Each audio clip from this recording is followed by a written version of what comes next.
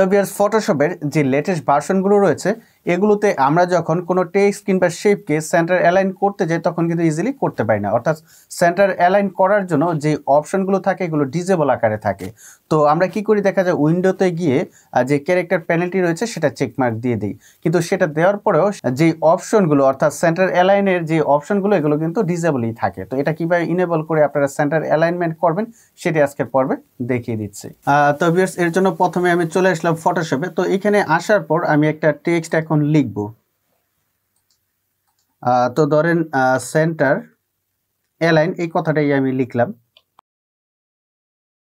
তো এই যে টেক্সটটি লিখেছে এটা কিন্তু সেন্টারে নেই, তো এটাকে আমি সেন্টার অ্যালাইন করব, সেটা ভার্টিক্যাল হরিজন্টাল দুটা সাইড থেকেই করব আর কি।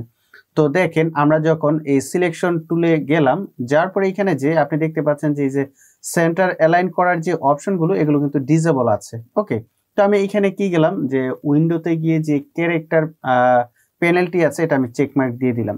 তো দেওয়ার পরেও আপনি যদি খেয়াল করেন এই অপশনগুলো কিন্তু এখনো ডিসেবল আছে, ঠিক আছে। আর ডিসেবল থাকলে কিন্তু আমি এটাকে সেন্টার অ্যালাইন করতে পারবো না, এখানে চোখের আন্দাজে কিন্তু আসলে ঠিকমতো সেন্টার অ্যালাইন করা যাবে না।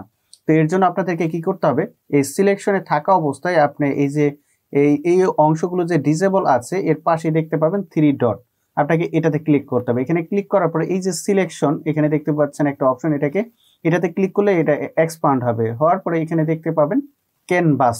তো আপনাকে এইটা সিলেক্ট করে দিতে হবে, ঠিক আছে। এটা যখন সিলেক্ট করে দিবেন দেখেন এগুলো কিন্তু ইনেবল হয়ে গেছে। ওকে, এখন আপনি চাইলে খুব সহজে টেক্সটটা অ্যালাইন করতে পারেন। তো এখন যদি আমি দেখেন হরিজন্টাল করি, এটাতে ক্লিক করব, ঠিক আছে। এটা কিন্তু হরিজন্টালি অ্যালাইন হয়ে গেছে। আমি যদি ভার্টিক্যালি এখন করতে চাই তাহলে এটাতে ক্লিক করতে হবে, এটা কিন্তু ভার্টিক্যালি হয়ে গেছে, ঠিক আছে। তো এইভাবে কিন্তু আপনারা টেক্সটকে হরিজন্টাল এবং ভার্টিক্যালি আপনারা সেন্টার অ্যালাইন করতে পারেন। ধরেন আমি এখন একটা শেপকে করব আর কি, ঠিক আছে। একটা শেপ নিলাম, ধরেন এই শেপটি নিয়েছে, তো এটাকে আমি একবারে মাঝামাঝি রাখবো, ঠিক আছে। তো এর জন্য আমি আবার সিলেকশনে যাব, যার পরে দেখেন এটা কিন্তু ইনেবল আছে, এখানে ক্লিক করব। ওকে, তো হরিজন্টাল করলাম, এখন ভার্টিক্যালি আমি যদি এখানে ক্লিক করি ভার্টিক্যালি হয়ে গেল। তো দেখতে পাচ্ছেন এটা কিন্তু একবারে সেন্টার অ্যালাইন হয়ে গেছে, ঠিক আছে। তো বন্ধুরা অনেক সময় হয় কি, আপনারা যখন আবার ফটোশপ কিটে যখন আবার ওপেন করবেন তখন কিন্তু এগুলো আবার ডিসেবল হয়ে যাবে, ঠিক আছে। তখন আবার এইখান থেকে গিয়ে আপনি কি করবেন, ওই ক্যানভাসে গিয়ে চেকমার্ক দিয়ে দিলে সেটা কিন্তু আবার ইনেবল হয়ে যাবে। আর একবার ওপেন থাকা অবস্থায় আপনি যতই কাজ করেন, ঠিক আছে, এগুলো কিন্তু ডিসেবল থাকবে না আর কি, ইনেবল থাকবে আর কি, ঠিক আছে। কিন্তু বন্ধ করে আবার যখন চালু করবেন তখন দেখা যায় ডিসেবল চলে আসে, ঠিক আছে। তখন আপনারা আবার ইনেবল করে নেবেন।